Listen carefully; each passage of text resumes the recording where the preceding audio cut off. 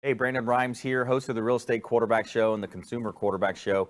Today, I want to talk to you about an interesting scenario that plays out in life, and I kind of relate it to, how does a vulnerable human being tame a lion? Think about that. You see it in the circus, and they use a bar stool, right? So they have this bar stool that has four legs coming out, and so what happens is the lion sees the four legs as four separate threats. So then it is dumbfounded. It is docile.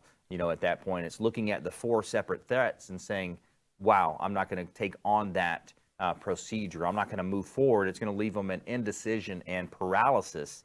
And so I think we can relate this to our businesses. When we think about business owners or even, busy folks today that are running around doing multi things, single parents out there, what you want to do is focus on your vital few functions.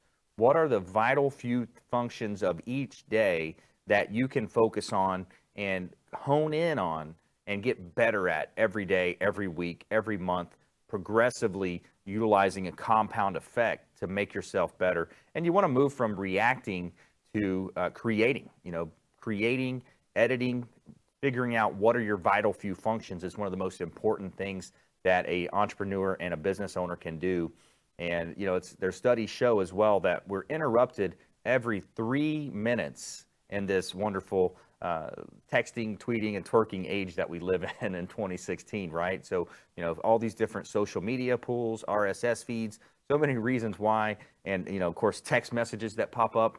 And so we're interrupted very often, and the funny thing is that we actually like it. We like to be interrupted because it pulls us out of having to focus on something that we are focused on.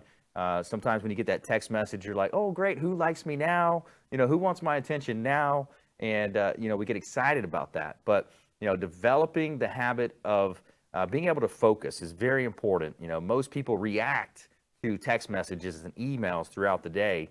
So, establish priorities, focus on your vital few.